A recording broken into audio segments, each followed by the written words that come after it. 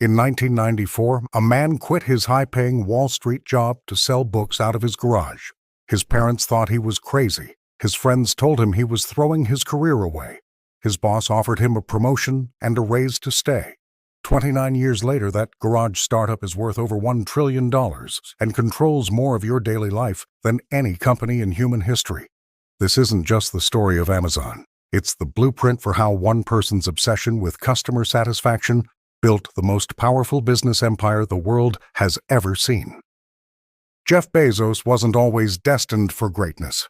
In 1994, he was just another investment banker working 70-hour weeks at a hedge fund called D.E. Shaw in Manhattan.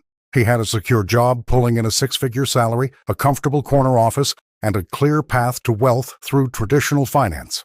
His colleagues respected him. His superiors saw him as management material. Everything was going according to plan. But something was eating at him.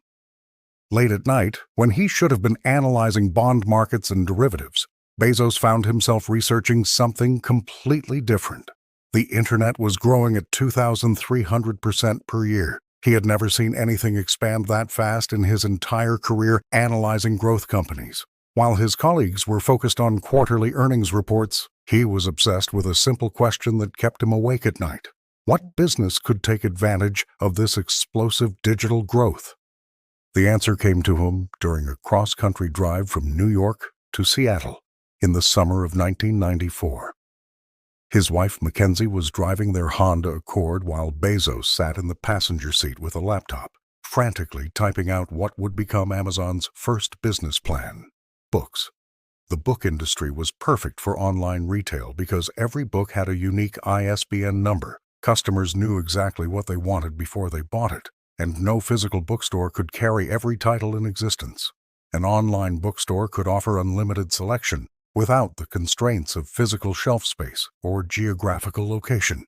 But here's the part that separated Bezos from every other entrepreneur who had the same idea at the same time. He wasn't just thinking about selling books online. He was designing a system that could eventually sell everything to everyone, everywhere. The books were just the beginning, a proof of concept for something much bigger. From day one, Bezos told potential investors that Amazon would lose money for years, possibly decades. This wasn't a bug in his business plan. It was the central feature. While competitors focused on quarterly profits and investor dividends, Amazon would focus on long-term market dominance. They would sacrifice today's earnings to build tomorrow's empire, reinvesting every dollar back into growth, infrastructure, and customer acquisition. The early days were more brutal than most startup stories. Bezos, Mackenzie, and a handful of employees worked 18-hour shifts out of a converted garage in Bellevue, Washington. They packed books on a concrete floor using makeshift desks constructed from cheap wooden doors and metal brackets bought at Home Depot. When orders came in, they stuffed books into padded envelopes by hand and drove packages to the post office in Bezos's Honda Accord, sometimes making multiple trips per day as volume grew. The first sale happened on July 16, 1995, at 9:47 a.m. A computer science book called Fluid Concepts and Creative Analogies by Douglas Hofstadter sold for $27 to a customer in California. It wasn't glamorous, but it proved the concept worked. The customer received exactly what they ordered when they expected it, for a competitive price. Within 30 days, Amazon was shipping books to customers in all 50 states and 45 countries without a single physical storefront. What happened next reveals Bezos's true genius as a strategic thinker.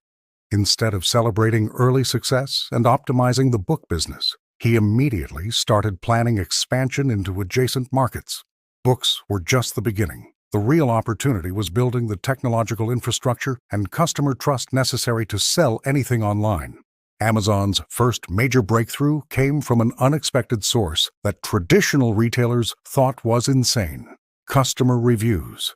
Established bookstores and publishers hated the idea of letting customers write honest reviews of products. What if people wrote negative reviews and hurt sales? What if competitors planted fake reviews to damage products? What if customers trusted random internet strangers more than professional book critics and marketing departments? The review system created something unprecedented in retail history: a platform that became more valuable to customers as more people used it. Customers left reviews, which helped other customers make better decisions, which increased customer satisfaction, which led to more sales, which attracted more customers, which generated more reviews. Amazon wasn't just selling books. They were building a recommendation engine powered by millions of voluntary data points from real customers. By 1997, Amazon had processed their millionth order and proven that online retail could work at massive scale. They went public at $18 per share, raising $54 million and giving Bezos the capital he needed for the next phase of his expansion plan. The IPO also sent a clear message to competitors. Amazon was here to stay and had the resources to fight for market share in any category they chose to enter. The dot-com crash of 2000 nearly destroyed Amazon along with hundreds of other internet companies. Their stock price collapsed from $113 to $6 in 18 months. Analysts called them a failed experiment that had burned through investor money without ever turning a profit. Employees left for more stable jobs at established companies. Investors demanded immediate profitability and threatened to replace management if results didn't improve quickly. Bezos refused to panic or change course. While other internet companies cut spending, laid off employees, and abandoned expansion plans, Amazon doubled down on growth. They built more distribution centers, hired more software engineers, and launched new product categories even as their stock price continued falling.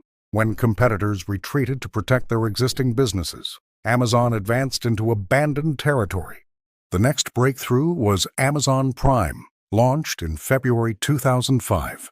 For $79 per year, customers received free 2-day shipping on eligible items with no minimum purchase requirements. Wall Street analysts universally called it financial suicide. How could Amazon afford to give away shipping when shipping costs represented one of their biggest expense categories? Bezos had run the numbers extensively with his finance team. Prime members spent significantly more money per year, shopped more frequently across more categories, and rarely canceled their subscriptions, even when shipping benefits were unused. The annual membership fee didn't need to cover actual shipping costs. It just needed to change customer psychology and purchasing behavior in Amazon's favor. Prime transformed Amazon from an online store into an essential service that customers depended on for their daily lives. Members felt like they were getting free shipping on everything, even though they had prepaid for it through the annual fee. This psychological trick made Amazon the automatic first choice for online purchases, eliminating comparison shopping and increasing customer lifetime value. The real genius move that most people still don't understand came in 2006 with the launch of Amazon Web Services. While everyone was focused on retail expansion and competition with traditional stores, Amazon was quietly building the internet infrastructure of the future. They had developed sophisticated internal systems to handle massive scale, and now they would rent that same technology to other companies at a profit. The answer was simple but revolutionary. Amazon wasn't just a retailer anymore. They were a technology company that happened to sell products. The same systems that managed millions of customer orders could manage computing resources for other businesses. The same infrastructure that handled holiday shopping traffic spikes could handle any company's peak usage demands. AWS grew slowly at first, serving primarily small startups that couldn't afford their own server infrastructure. But as the service proved reliable and cost-effective, larger companies started moving their applications to Amazon's cloud platform. Eventually, even direct retail competitors began using AWS because it was cheaper and more reliable than building their own data centers. Today, AWS generates more operating profit than Amazon's entire retail operation combined. The division that critics called a distraction has become the cash engine that funds everything else Amazon does. Cloud computing revenue allows Amazon to operate their retail business at margins so thin that traditional competitors cannot match their prices while remaining profitable. Amazon's expansion into new markets has followed a predictable pattern that competitors still struggle to counter. They enter an industry, lose money for years, while building market share and learning customer needs, then use their scale advantages and operational expertise to dominate the space completely. Books led to general merchandise. Retail led to cloud computing. Cloud computing led to artificial intelligence. digital advertising, and original entertainment production.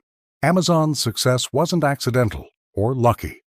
Every major strategic decision followed a consistent philosophy that Bezos articulated from the very beginning. Prioritize long-term growth over short-term profits. Obsess over customer satisfaction above all else, and build infrastructure that creates permanent competitive advantages rather than temporary market positions. The patience paid off spectacularly for early believers.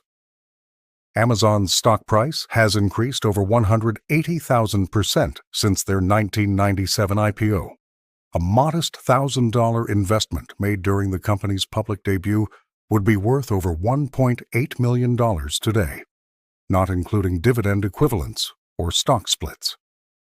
More importantly for society, Amazon has created an interconnected ecosystem that touches nearly every aspect of modern digital life. The transformation from garage bookstore to global empire wasn't magic or luck.